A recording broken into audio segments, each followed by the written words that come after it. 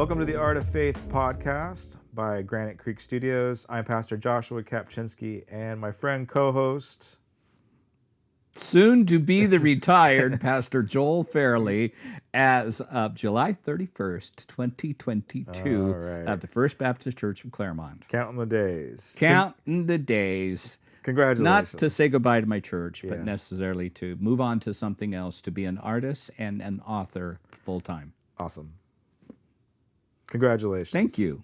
Thank you very much. All right. Today we're going to, ironically, we're going to be talking about the art of revelation, the art of the end times. And I want to preface this that every year I read through Revelation and kind of study end times a little bit. Mm-hmm. But I am not I'm not a fanatic of end times prophecy. You're not a student of eschatology. I'm not an armchair student. I like to read it. I like to try to understand it. Mm-hmm. But to be transparent, whenever I'm reading Revelation, I don't necessarily get excited. Mm-hmm. And I have friends that are really excited about eschatology Mm-hmm. and excited about end time stuff. And I actually had lunch with one today, and I just am like, okay, so why are you excited about it? And he's like, well, because despite all this bad stuff, God wins. Mm-hmm. And so I'm actually doing a series. I'm doing a series on Art of Faith, Mm-hmm. and I'm doing Art of Revelation, Mm-hmm. the 3-part series, and inside of a series. And I didn't think I was going to do Revelation. I mean, it's probably the most popular series right now for pastors and churches. It seems like you drive down the street and everybody's got a series on the end times at the moment. I felt I needed to do a Bible study on it, and I did. Yeah. You know. I didn't want to do a study on end times, but it was just one of those. Do you know why you didn't want to? That's a great question.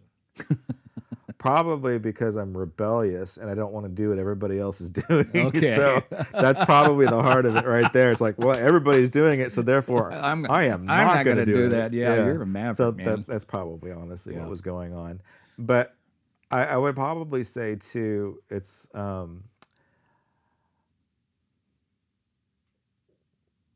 eschatology is not my expertise. Mm-hmm. Here's the interesting thing is that I've had people prophesy over me that I should have an eschatology ministry. Yeah. And I'm like, no, that's not me. I'd rather have a healing ministry. I'd rather have a teaching ministry. I'd rather, be more pastoral. Mm-hmm. Like that I'm not attracted to, end times prophecy ministries per se. Let me just say something. Yeah. And so that, and I'm going to embarrass you, but I don't really care. Yeah, I know you don't care right now. No, we don't. I'm short. The things that you just articulated, what you do, you are amazing at. I have sat back and admired how attentive and affectionate you are to your church and the people in your church.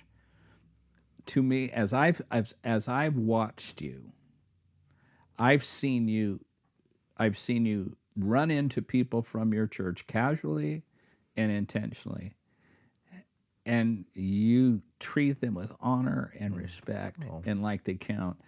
Because there's some pastors. Yeah. There's some pastors who say, "Oh, not this," in my head, "Not this clown again." Sorry, God forgive me for that. But your attitude towards your church and towards the people that God has sent you to minister to is exceptional, just exceptional. Thank you, Joel. And I think you're just one of the best pastors I've ever known. And if I wasn't moving to San Jose, I'd probably retire. Yay. And I'd say, sweetie, we're going to Granite Creek. Yeah. Josh is our pastor. Yeah. do artwork for Granite Creek. Yeah. Thank you, appreciate that. Yeah, I to answer your other question, I don't know why I was not wanting to go down that path, and I think so. Somebody else helped me with this week, another parishioner, in that you need to.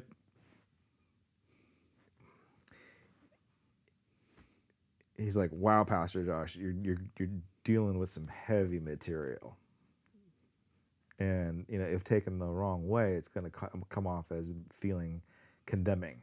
Mm-hmm. And he says, "You're doing it the right way by presenting it through a lens of love." And so, like, I didn't even realize that was how he was receiving it, and Mm-hmm. that is, and I think, if I can present this material through the eyes of God's love, Mm-hmm. then I think it will be I think that's empowering yeah. and grace filled, and not so, it's the end of the world. I think that is I one of the thoughts. Yeah, I think I would tend to agree with that as well.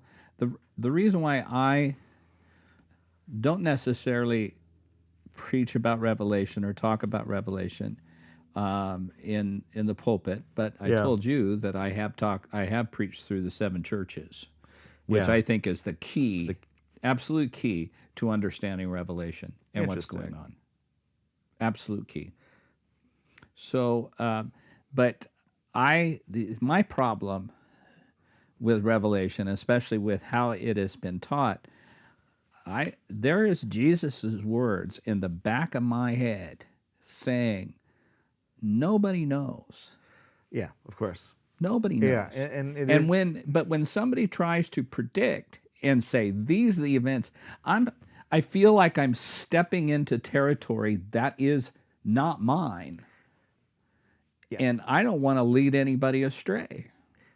I think that is such a healthy position to take on it, Mm-hmm. and uh, the evangelist Johnny Smith, this banner Mm-hmm. behind you here. Yeah. So that's my grandfather, and he was at the Nuremberg trials. Whoa. Yeah, so he was in Israel, sitting in the seats, watching Eichmann, be tried by the Jewish people. So he was there, and he was there in 1948. Mm-hmm. He was convinced that was it. He was convinced that, okay, so this is the generation. Israel has returned. That prophecy has been fulfilled. Mm. It's on like Donkey Kong, and he did a deep dive into Revelation and Daniel, in his bedroom. He was, Had the chart. he had the charts. He had his own charts. He had his own artwork. So he actually painted this himself. Wow. And so that was kind of like in this style. He had the charts from floor to ceiling. Mm. So kind of an eccentric Mm-hmm. bedroom, Mm-hmm. with all the. Mm-hmm. I wish hopefully I kept it, because it was a full on statue, the Babylonian statue with the Mm-hmm. bronze feet and all. It was so cool, and Wow. he was convinced that he would see the return of the Lord. And it was a Wow. little hard at the end of his life, and then of course he slipped into Alzheimer's and dementia, Mm. and so that was hard to watch, Yeah. because it just. I think he even had some dates picked out of when it was going to be. Yeah. Yeah, and it's hard, and so I when people get into the predictions, like, we know the seasons, but I've got these set of dates, or I've got this date range, and we've got a blood moon, so that means it's And going to a happen at this. nod, and they, it seems like to cover themselves, they give, but ultimately God. Yeah, yeah, and I understand the impulse to go in those directions Uh-huh. because it gives us a sense of control to be able to know the future. Yeah. And Yeah. like I want to know the future because then I can have some control over, I can either have some inside knowledge or and I think Revelation is confusing for a reason. Oh, I think it. I think it's intentionally written by the Holy Spirit to where we don't know what in the It. heck is going on. Let's put it this way. Yeah. It is the to me. This is what I Yeah. believe and understand. To me, it is the Jackson Pollock Oh, of for Holy sure. Scriptures. It's the Hieronymus Bosch of Holy Scriptures. It is. Uh, It's this imagery, oh, strong, vivid. beautiful Yeah. imagery. I mean, when he starts naming the horses, you Yeah. can see them. Oh, yeah. The Pale Rider. Yeah, yeah. All right, so let's show our first image. Let's jump into that since you Okay. brought it up. Okay. So was it chapter 4? I think of Yeah. Revelation. Um, Chapter chapter 3. chapter 3. Yeah. Chapter 3. No. Chapter 4 is because Yeah. chapter 3 it has the final vision of Christ, and it ends the church's narrative. Okay. So the four horsemen of the apocalypse, Mm-hmm. they're in line with the four breaking of the breaking of the first seals, the Yes. first of the seven seals, Yes. and from from the eschatological study of it, it is the beginning of what we call the tribulation, the Great Tribulation. So these four horsemen are unleashing the tribulation. Mm-hmm. Now, there's the different camps. Like, I know what camp I want to be in, but I don't really know what camp I'm in, just to be frank. But When you speak of camps, pre-trib, post-trib, post-trib, mid-trib. mid-trib. Yeah. So traditionally, I've been raised and prefer pre-trib rapture, Okay. but Okay. I don't know. And I've I gone back and forth several I don't know. times. All right. So, but that's I four want horsemen. I want to circle back Yeah, yeah, eventually to that. for sure. But the four horsemen are they're the introduction to the Great Tribulation. Whether Christians go through it or not, that's for I don't know scholars to argue about. But I want to show you Albrecht Dürer, 1487. Okay. Let's put that one up. There she is. Oh wow. German painter. So this obviously looks like a comic book etching. It's really cool, right? Yeah. But he could paint almost photorealism. Mm. So his self-portrait looks like you're looking at a photograph. Oh my goodness. He painted a famous rabbit that you're looking at it. It's like photorealism. Yeah. But this is 15th century. It's just if he would have had the backing that Michelangelo would have had, he would probably have been just as famous. But he did a lot of engraving, so he started cranking these engravings out.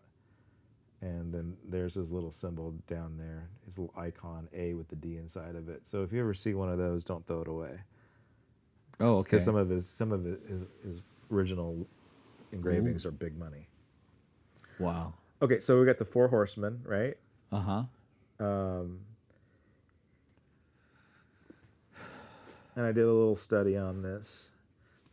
But this is it's a great piece on interpretation, on actually interpreting the scriptures. Because in the scriptures, the four horsemen are released at each consecutive seal. So the first seal's broken and the first horseman comes out. And the second seal's broken and the second horseman comes out, right? And Albrecht Dürer interprets it that they all come out together, riding from the pit of hell or wherever they're coming from. But all four of them are coming out. And he's the first one that did this. Wow. So he's the one that interpreted, like, let's put them all together. So this is an artist's interpretation of what the heck is going on. and he puts them all four horsemen riding out together. And And every piece of art after this has done the same exact thing when it comes to the horsemen of the apocalypse. wow. That's And see the power of interpretation, the and power of it's even in our collective conscious. Whenever you uh-huh. hear the term "the four horsemen of the I see him. apocalypse," you see all I four know. of them come Yeah. in. You know, whether it's a heavy metal death band or some horror movie. That's it, and it's all Yeah. because of an artist saying, "Well, how about if I just paint them all together?" Yeah. Wow. I think it's neat that they are, Yeah, um, and well, it's like we see the four gospels as one, right. but they weren't at the same time. Mark was first. Yeah, Who do you think? And then Mark is probably the source, right? he was the source for Yeah, Matthew and Luke. yeah. Well, then, so Matthew and Luke do their thing. 15, 20 years later, John writes his John, gospel. you're right. It's almost like it's almost like the picture of just before the satellite or the Voyager heads out into open space, runs across Pluto, Yeah, and still has something to say. And I think that a lot of time had happened, and people were reading a lot of the scripture, a lot of the letters, and they had it. And I think God said to John in all of speaking of Revelation, it says, a lot of years have passed. yeah, 15 years people have been reading Holy Scripture, and yeah, and I think John, Dad, yeah. God said to John, "We're not done. There's a piece of the puzzle missing that I want you to write." And it's huge. It was huge. It, I mean, his gospel. yeah, Some people an argument can be made that everything was written on Patmos. really. Yeah, His gospel was written there too. could be. I didn't know that. Yeah, Huh. I've heard an Well, argument. yeah. I don't know. I don't know either. That's it's I gotta that's fascinating to think about. Yeah, But I mean, he's supposedly he's an old man when he wrote this, right? In jail or yeah. in It could confinement. it could be that he didn't die on Patmos. He died in Ephesus. He got Got released. reprieved, Got it. and so he died in the church of Ephesus. Yeah. And so it's but it's very, very powerful to dismiss revelation Oh out yeah. of hand. Yeah, we I can't. think is something you can't do, because for Yeah. some reason God needed it to be written, Yeah. and he needed to be written, and he needed to be written in the visual language that it needed to be done. It was I think Revelation, I've said this to you before, I think Revelation is a graphic novel. It's a graphic novel. Yeah. I want you to get the pictures. Right. You don't understand the pictures, but I want you to get it. I want you to get the drama of it. Yeah. And there's great drama in that. Yeah. Why? Because there's great drama going on when this was written to 7 churches Yeah. in that time, going through hell, Yeah. succeeding and failing. That's drama. Get Yeah. that picture. Yeah. That's yeah. So that's It, my it thing. is that I think that's that was a really good statement. Like that these churches were going through hell. We miss And that. we missed that. Was the temple destroyed by then? I think so, right? Yeah, 'Cause he's 70 AD. Yeah, because he's Oh, talking yeah, about. yeah, yeah. So he's talking about Nero could have been involved, right? Yeah. And his number and all that kind Yeah. of stuff. Yeah, The Colosseum they were was financed by. by the gold of the temple. Did you know that? Yeah, I did know that. Okay. Yeah, I did know that. Yeah. Yeah. And the temple was destroyed Domitian's because they looting of the burned it temple. and the gold melted Yeah. out of the rocks, and people destroyed it. Yeah. So let me just Yeah. circle back to the tribulation Yeah. thing. Yeah. So you made a statement that people were suffering, Yeah. and people and to me,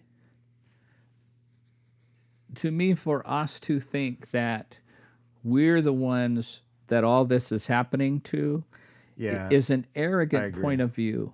I agree. Because when Albert Dürer painted this, he thought it was happening to him. Uh huh. Your grandfather Yeah. Thought it was happening. thought it was happening to him, Yeah. and I heard and so in one sense, I won't jump on any tribulation bandwagon. Yeah. Not pre, not post. If you put a gun to my head, I'll Yeah. I'll go mid to post, but not pre-trib. Really? Why? Yeah. I'm curious. I Why? will not do pre-trib. Okay. And the reason is because and it all came down to me. I was on staff at a church with a brilliant music director, Charles, Yeah. and at Crossroads Church, and he's from Indonesia, and he's been a Christian all his life. And Christians in Indonesia are persecuted. They are. So you want to talk about tribulation? There we're all saying pre-trib, sitting in our Yeah, yeah. cushy place in the Right. United States, and When he is- says we're in tribulation now. Christians are dying. Yeah.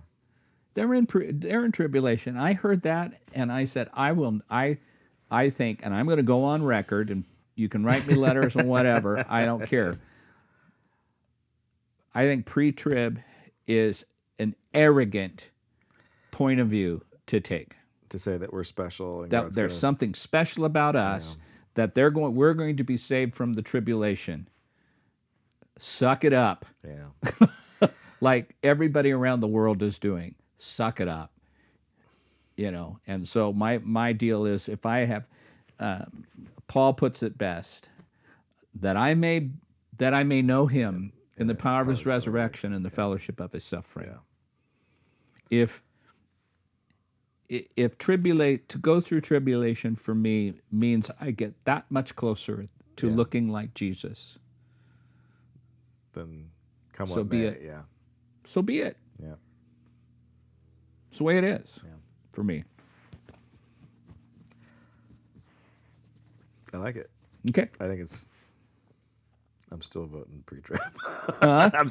I'm still gonna vote for pre-trib. Go for it. That's No, fine.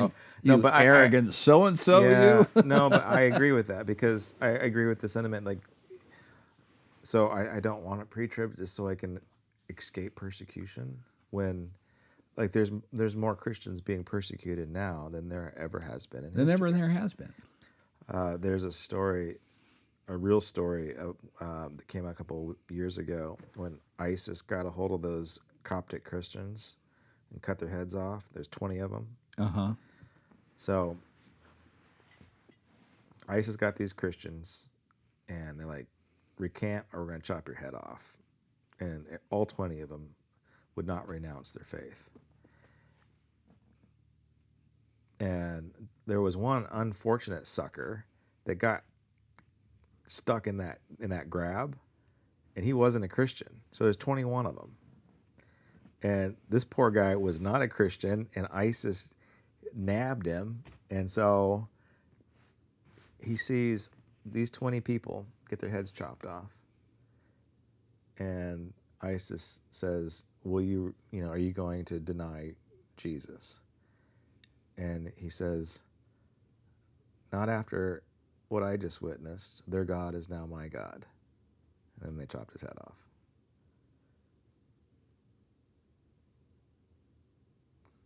Isn't that crazy? Yeah. Wow. So, yeah, there's something to, there's a power to that. There's a power to martyrdom. And Now, people want martyrdom is placed upon you. Martyrdom is not a coat you wear. no. and we shouldn't be flagellating ourselves. No, So no. flagellation is And where we you whip can't, yourself you know, because you feel well, guilty and you know. if no one else will come down and unlock the church, I I'll guess I'll do do it. it. I'll You know, pay it that doesn't matter to price. me. Yeah, I'll pay that. I'll pay the ultimate price. I'll Yeah, sacrifice myself. I'll lay yeah. myself down at the No altar. one's ever done that at my church. I just want to go on the record to say that. All right, let me show you another image. Okay. I got a few. Oh Oh, yeah, yeah, yeah. isn't that crazy? That's oh, I forgot his name. Bruegel? Yeah, Bruegel. yeah, you got it. The elder? Yeah. Wow. Dang, you're good. I like Bruegel. Yeah, it's so this feels Look at like that. this feels like Revelation to me. Oh my gosh, it's awesome. Just crazy. Huh? What a, some people look at that and say, "What the heck was he smoking?" But the other thing is, what a great thing God has shown him, and he just had the ability to execute it. And look at those fantastic, like in the left hand, lower left hand corner, those worms or All right, it is things. so Oh creepy. my gosh! What So, do you think he was on? Was he eating mushrooms when he did this? I Like, don't, what's you know going what? on? I don't know. Yeah. It could be, but I think he maybe had some very disturbing dreams, Yeah. and I think he's interpreted that. Boy, Crazy, huh? he's, like it or I know that some people see this image and go, I don't like it, Yeah. and I don't know that I would hang it in my house. No. But I sure would love to be able to look at it from time to time because it's just a fantastic. It's busy, it's wonderful, but what what are some of the images that you are drawn to right away? Well, the angels, of course, and then these Okay, really weird ones, of course. But I like the delineation between heaven and earth, yeah, or heaven and hell, or whatever's going on there. yeah, Um, and like you, I like all the colors, and you've yeah, never met a color you don't like. yeah, Um, but probably the angels and just the contrast. yeah. And just that phonetic energy that's going on is nuts. There is so much going on. I I'm attracted. I think I'm attracted to the butterfly wings, Yeah, yeah. right in the center, the lower quadrant, Mm-hmm. but dead center. That's just it. Wow. And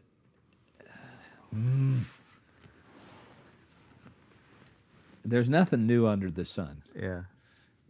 But if there was, this was the new one. This was a new imagery that. Yeah, and this is also it just highlights that the medieval artists had an imagination. They weren't just Had a great yeah, imagination. they weren't just painting flat stick figures. Yeah. All right, let's go to the I next kind one. of saw this in a movie I watched Oh, recently. really? Yeah. I mean, not necessarily this picture, but it was. I mean, I look at this, it was reminiscent of the brand new, or the, Oh, you told me about yeah, of the new Marvel Marvel, movie that came out. the multiverse of madness. Yeah. This is reminiscent of that. Yeah. What I mean, that nightmares are borrowed made of. heavily. Yeah. Heavily. William Blake. William Blake. Yeah. William Blake. um, the virgins. Yeah. 10 virgins. Yeah. Yeah. So that's not Revelation, but that's Jesus and Matthew. No, it is the coming Yeah. of the bridegroom. Yeah. That's what I'm preaching on this Sunday, are the virgins. Blake is a trip because he's just so psychological. Yeah. I mean, very spiritual. All right, let's go to the next one. Okay, you know this one? Oh, there it is. Ooh. No. Melbling. This is the Last Judgment. Oh my goodness. It's a triptych, Yeah. so the panels all fold in on each other. And let's go back to that first. Okay, so they're the That's patrons. yeah. That's it. So that's the outside panel. Those are the guys that paid for it. Wealthy banker in Italy commissions a Flemish artist. Okay. This will be an encouragement for you. Yeah. So this artist was one of the richest men in all of Bruges just because of his artwork. He was so sought after. So this piece commissioned was, you know, equivalent to $70,000 or something like that. Yeah. That is encouraging. So it gets painted by the Flemish painter and ends up on a ship to Italy to be given to this merchant, and it's going to hang in a guild chapel. So, you know, these new upstarts, bourgeoisie, you know, they have their banking guild, and so inside of their banking guild, they have a chapel. They're going to hang this piece in there.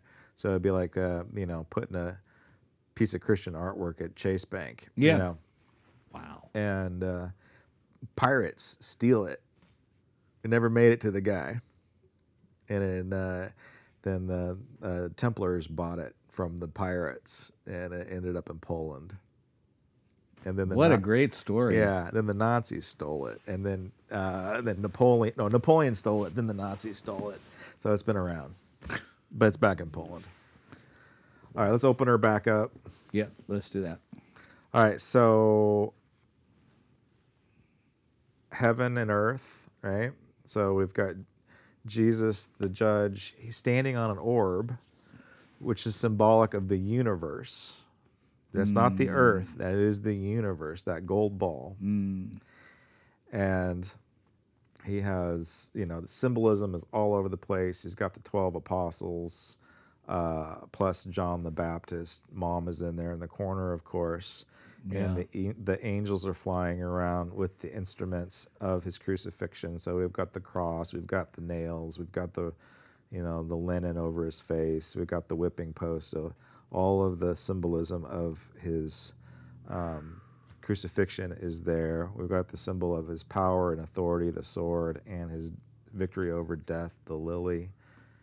And then I forget which guy it is, but one of these 12 is another banker, no, a politician. So they painted in a politician maybe for a little extra cash. I don't know. But in the lower level, so heaven and earth is separated by a rainbow. And on earth, well, you've got Michael, Michael the archangel, judging people with a scale. And the poor soul that's being he's falling short in his judgment, so like it's not looking too good for him. That's one of the banker's enemies. So so we don't know the exact details, but he had a beef with this guy, so he's gonna paint him into his painting, and like this guy's going to hell. So wow. I mean, in the business world, you just tell people to go to hell. Back then, you just painted them there. That's great. Isn't that great? So right hand is hell. Yeah. And the left hand is entering into the kingdom. And some of them are on the edge. They're just barely getting in. Yeah. Yeah. Wow. Wow. Just no particular artist, but just an image of an angel that reminds me of the seraphim. Yeah. There's 6 pairs. Yeah. Of wings in Isaiah 6. Yeah. Except doesn't have eyes. All over the wings, covered in eyes. Yeah.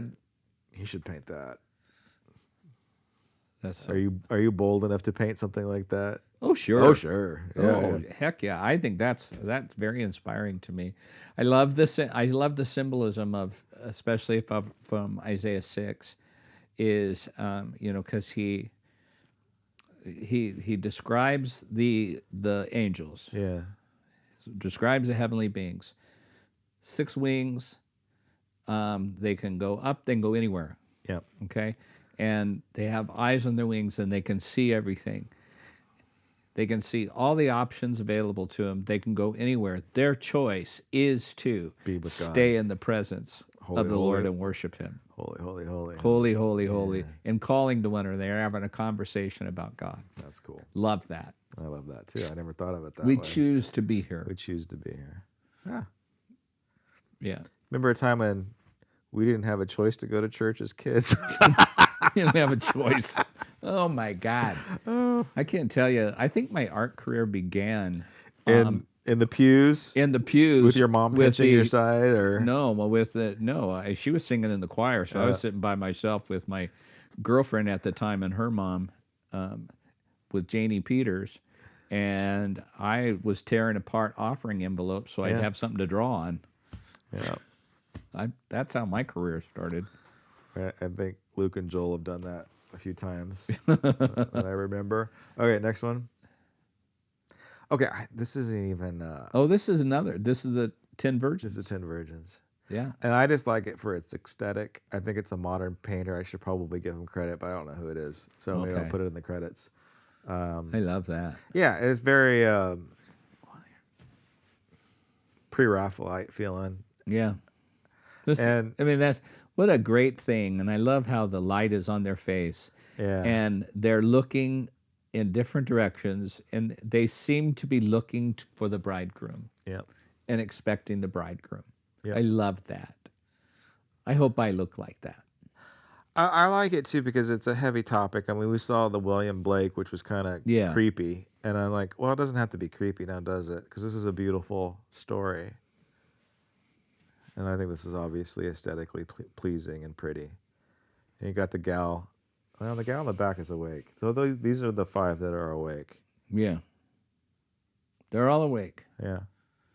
and they're all waiting for him, expectant. Can you just imagine being there? And then all of a sudden, he's coming. No, we're going to talk more about that. 10 Virgins again. Oh, yeah, it is. Yeah.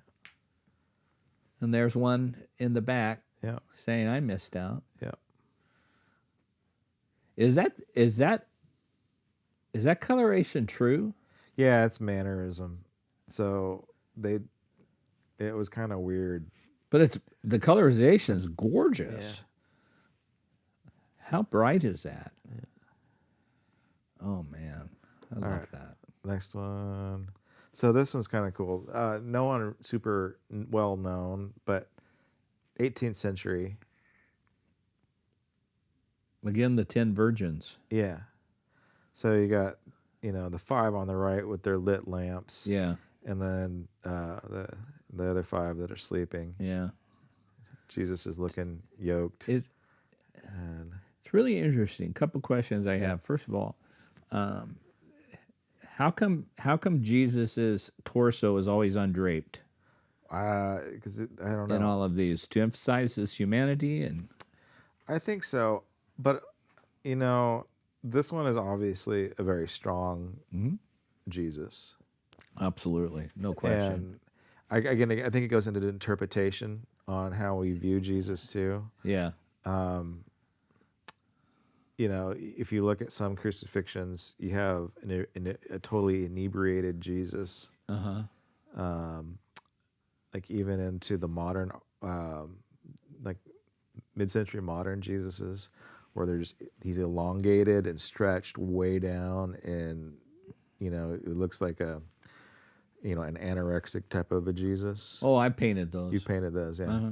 So that's one interpretation, but this painter wants to see a strong, Yeah, well, that sexy Jesus. I'm not quite sure what he's trying to say. Yeah, But a lot of medieval crucifixions, the Christ is wearing a crown on the cross, and his outstretched arms are static.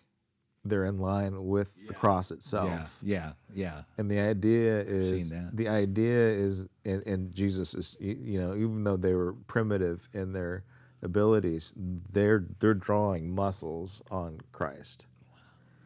And the idea is that no, he's holding the cross up. The cross isn't holding him up, and that's just Cross isn't holding him. he's holding the cross. Oh wow. Yeah, so he's the one, he's supporting the cross. The cross Well, is not. I think that's a great Yeah, symbolism. yeah, So the other question I have, the in the side of the foolish yeah, virgins, the first one in the red, stretched out, she's gorgeous. yeah. She's beautiful. I'm I'm wondering if it's like an ex paramour that that he writes. He's painting this beautiful woman and said, "You missed out." You Maybe know, somebody he knew. yeah, Yeah, somebody I know. I say, yeah, okay, so you treated me bad, you're going to hell. yeah. Paint you in that. Probably. I mean, we've already seen that. I Yeah, don't. I should have. I don't have a close up, a detail of the bad version. I do have a detail of the good version. Let's look at yeah. that one. And Well, she's beautiful. yeah, and I just love the posture and the sweetness and the devotion, Yeah. the lit lamp. Get your sleeve out of there. All Keep careful. right. Do I have any Beautiful. more virgins? There we go. Another Oh, one. wow. Yeah. And look, again, look how it's rendered with Yeah. the light coming up. Perfect. And that's great. One's asleep and is lit. Since her lamp is out, the one on the left, Yeah. she's lit by the By the light light. of the other one. Yeah. But as soon as she's gone, there's light. Yeah. Her light is gone. All right. Do I have any more? Two more. Let's take a look. Oh, okay. So I love this one. yeah, that's great, isn't it? So there's this one, and then there's that Van Eyck, the Adoration of the Lamb, Mm. that triptych in Yeah, yeah, in that you Ghent. gave Yeah, me. Oh, yeah. This is cool, This is just cool. and it has the seven seals there Yeah. that only Jesus can open. Yeah. Only the Lamb can reveal what's And to I love come. the graphic nature of it. Yeah, The graphic design nature of it is great. I love it. That's so cool. Oh man. and then Christ knocking on Behold, the I door. stand at the door and knock. At the Yeah. end. Yeah, at the very end of it all. At the end of it all. If you open, I will come in and I will eat with you. And then I like this, of course, because it's very sweet. It's not terrifying No. like a death metal band cover, like we see, or an acid trip. It,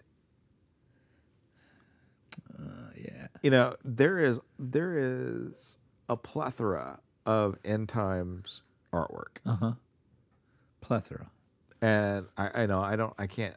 I attempted to do a little bit of research, but I can't give you any solid numbers. But it almost seems that there's more artwork for end times prophecy stuff than there is for the Gospels.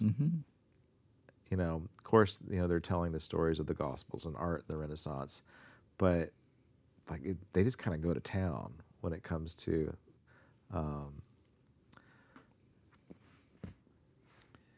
the apocalypse. Yes. So we're kind of fixated on it. Yeah. And I mean, we love yeah, those things. We love end times movies. We like and that's post-apocalypse yeah. stories. And I made that point in my sermon too. So okay, we're not painting this stuff right now, but just look at what's going on in Netflix right now. Absolutely. So there's something in our Book of Eli. yeah. Well, there's so many new ones that There's you so can't, many you new can't ones. keep track. Oh my gosh. So obviously there's a hunger for this. So my angle on the 10 virgins that I love that. I'm gonna so maybe you can help me write my sermon right now. No. Oh, come on, Joel. He's like, I'm retiring. No. I got to write mine. Okay, so again, people are fascinated by end time prophecy.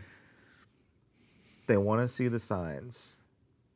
And clearly God has given us signs to look at, right? Because Yeah. Here here's the thing that's significant to me, and I'm really blessed and touched that we talked a lot about the 10 virgins Yeah. in relationship to people. Those 10 virgins didn't get a sign. That's kind of that's kind of what I'm heading towards. Yeah. Yeah. They didn't So get a sign. yeah, they had to wait and be faithful, Uh-huh. and so we have the same problem that the Pharisees had, right?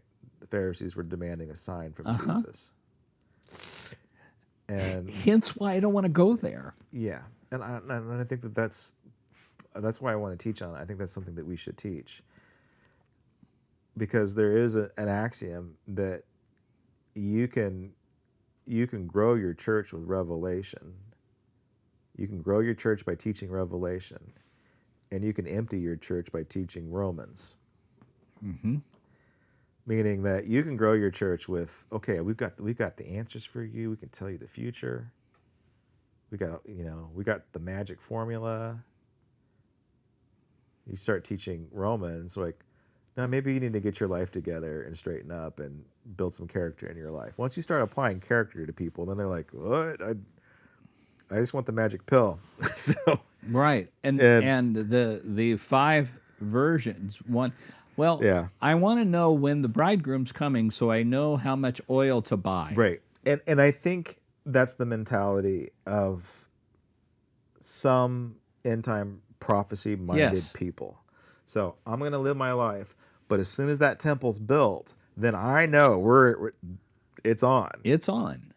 So And so you I better get know, ready to go. right? And I know when once that one world government is established, and once there is a leader over the entire world, well, that's the Antichrist. Then I know then it's going to happen.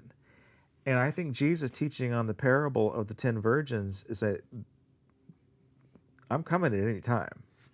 Like it's going, you will be, you will be surprised. there's no warning. No, There's no warning. You're thief in the night. thief in the night.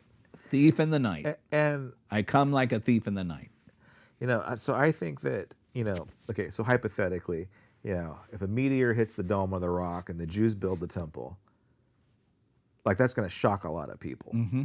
And they're like, I better get my house in order. Mm-hmm. I better straighten up and quit lying, cheating, and stealing. I need to Yeah. start going to church every Sunday now. Yeah. And that's not Jesus's message. Yeah. Those things there's a reason why we have revelation, and it is a blessing. It's a great and uh, hear from me. There is no disparaging and diminishing the power of the Book of Revelation. No, absolutely not. But at the same time, there's no diminishing the power of the Book of Romans, Right. the Book of Colossians, Yeah.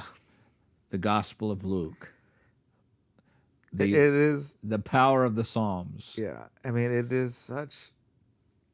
I mean, we couldn't have the Bible without any of them. And you couldn't have it. I mean, it would be completely incomplete if you didn't have Revelation to cap it all off. I am more attracted to the artistic nature of the Scripture than I am in the scholarly aspect of it. That's fascinating to me. I just Because because of the drama that it tells. I think that is so healthy. I Because love it. Because literally, you almost need a PhD to understand that book. Oh yeah, yes, So yes. And so what do? We turn to people who have studied it, saying Yeah. this is what it means. No, and there's somebody just as smart on the other side of the aisle that says, no, it means this. it means this. So, and I see in that. So picture this. So you talked about the two aisles. Picture Jesus coming down, Yeah. and we're trying to listen to both sides of the aisle, and he just comes and says, "Come on, let's talk," and takes it personally. Yeah. Through his spirit, and says, this is what I'm trying to say. This is what it means to you. This is what I want to shape in you, and for you to become. I want you are a powerful being, Yeah. and you are subservient to no one but me. Period. Yeah. So There you go. There you go. So, Josh, Yes, sir. I when this was introduced, you talk about artist rendering of the Book of Revelation. Yeah. Oh, you. Oh, yeah, yeah, yeah. So what I this was I did a sermon series with another member of our church at the time, who is a New Testament. Well, he's a biblical scholar and he teaches, and we team taught the seven churches. That's cool. And when he taught, I painted during the service. When I taught, I had something already painted, and this is what I came up with, Wow. and this is No, that's so pretty cool. So the imagery of the lion of the tribe of Judah. Yeah. The bottom at the bottom is a rendering of Patmos, Okay. and this coming down, As the as the revelation. revelation, and this is a rendering of the seven churches on the lampstand. Yeah. So each lampstand, Uh huh. and then you have a A. And is that an A that I Yeah, see? well, the lampstand is it's Alpha and Omega. I Yeah. am the Okay. beginning and the end. See, I saw it. Yeah, I know Be you did. be proud of me. I am the yeah, I did. And so the candles represent the seven churches, Uh-huh. and the Yeah, you're really good at prophetic art. what's that? You're really good at prophetic art. Okay. This is hanging in my mom's house, and so every time I FaceTime her, You get to this look big at it. lion's looking at me. So you're done with it. So you got to be nice to her. Yeah, this is all done. This was done when it was over. And all of these are the churches, and there's the symbols, and just you can have this, and I mean, you look at this and just, and you see the churches. I can't forget totally, but there's one, I think the one where there's the dark candle and this little candle, and it says, "You think you're wonderful, Yeah. but you really are this." Yeah. And you lost your, I think the first candle, it says, I know of Ephesus, but you lost your first love. Yeah. And then the next one is I forget the church, but it's going through persecution, and so you see the stripes, and so all of them have symbol. The one that was sad for me to paint The one on the end. is the one on the end, That and Laodicea I or and I on purpose painted it in non-chromatic colors, in black and white. The Church of Laodicea, yeah. and you get to the place, but because you are lukewarm, I will spew you out of my mouth. And so that drop is symbolizing the saliva of God Huh. Oh wow. to snuff it out. Yeah. But what I really want to give you is drops of gold, of pure gold, and I Yeah. want to rain that. And that's the juxtaposition. That's cool. It's the smallest of the candles. What's the little stuff in the far left? The branch and the stars are the Yeah, stars the are in the stars, palm. the branch, and all of that. I've tried to render as much of that as I possibly could, because there was the background of it was the descriptions of Christ and the descriptions of what's going on. He's setting the table for what's happening, and then came then he talks about the different churches, and so there's stuff that went on before it, but that's That's great. And then there's a dragon all behind the him. dragons in there. Yeah, there. Yeah. Ultimately, I wanted to create something that triumphant that says, I have this. I have this. Yeah. But the reality is we're not all what we should be. Yeah. And let me venture to say too that I think every church and every person, perhaps at one time or another, has been one of those candles, if not all of them. Absolutely. I think we all can relate to All of those. And yeah. You know, and I mean, there are absolute times. Now, usually when preachers are preaching this, they're thinking of somebody else at some They're other thinking of church. somebody else. Yeah, But this was deeply emotional for me. yeah. It really was, and it was easy to paint, but it was hard to paint. Huh. You know, and I look at these churches, and especially the ones that aren't what the the the five, the two little ones. I think my heart breaks Yeah, for the bride of Christ. My heart breaks when Jesus has to say to a church, "You lost your first love." yeah. My heart breaks when I hear the words of Jesus say, "Because you are lukewarm and neither hot nor cold, Yeah. I will spew you out of my mouth."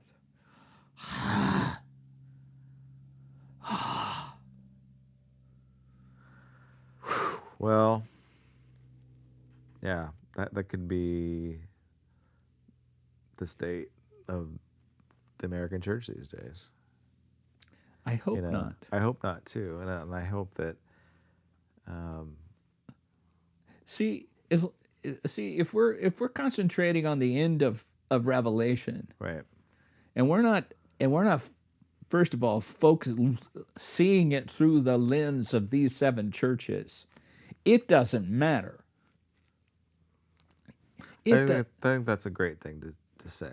I'm gonna steal that. you steal it, I don't care. I heard another artist say that the pinhole to the story of God from Genesis to Revelation is the shortest verse in the Bible. Jesus wept. So, through that humanity of Jesus and his love and caring for us and his emotion towards us, so we can read this book differently through that pinhole of a lens. That no, Jesus he's wept for us, and that's what you got going There's on a here. tear in the lion Yeah, yeah. in his right eye. If we can't read the Bible through, okay, Jesus loves us and he's weeping for us, but we can't see that he's hurting with us and for us.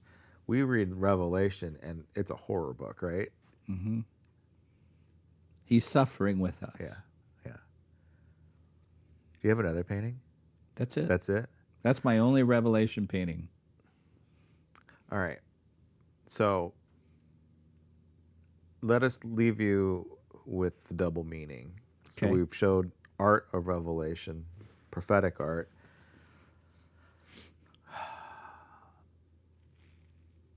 There's also an art to approaching the book and end times.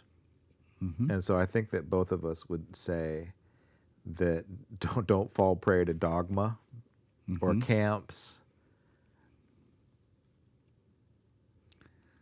Let the book speak. Yes, thank you. Yes, because there's an art to it. Just And like I let said, I read it about every year, and every time there is another revelation of it for me. It's different. There's an art to it. there is an art to it. Sometimes I've got after it. I'm like, okay, I'm going to put everything on the timeline. I'm going to try to understand this thing. Other times I'm like, I'm just going to read it raw. And other times I would probably say this past week, I've read it with the perception or the intention of wisdom, not knowledge. Like I'm not after knowledge. I'm not like, okay, I got some knowledge now. I don't want knowledge. I want wisdom. I want the embrace of the Thank book. you. That's it. I want the embrace of the book. So there's an art to that. And so when I'm coming at it, I learned something different this time around. I'm not saying that I didn't that I'm changing my opinion about anything at all, but I'm seeing the narrative differently.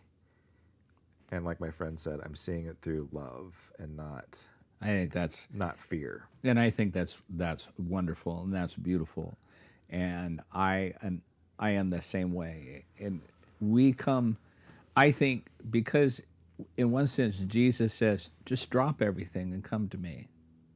Yeah. Drop everything, come to me. I think the same thing comes with Scripture. When you approach Scripture, drop everything. Yeah. Drop your expectations. Yeah. Drop what you've heard. Let me speak to you afresh and new. Let me, and Without an agenda. without an Yeah. agenda. And then there's so many different agendas that we come at it. So there's the self-help book approach, right? Yeah. So, To me, that's the most difficult thing to overcome in Christianity is everything that's out there. I do not go to I cannot go to a pastor's meeting without some pastor saying, "Oh, have you read this book?" yeah, I know, I know. Then I'm like, "No." Well, you should. No, what I should do is continue to walk with Jesus every day and let His Word enrich my life through His power and through His grace and through His love. Gee, I wish I wrote that down. But there's the agendas, right? The agenda. So God, I need some help, some self-help. So I want to look in the book and see what I can do to become a better person. Or, it's an 8-ball, right? You gotta shake this 8-ball up and see what God's got to say. We have the guides are there. Yeah. Create in me a clean heart, O Yeah, Lord, yeah. and renew a right spirit within me. All right, next time we're going to do the art of God. The art of God. Stay tuned. Stay tuned. That'll be a good one. All right. Blessings. Blessings.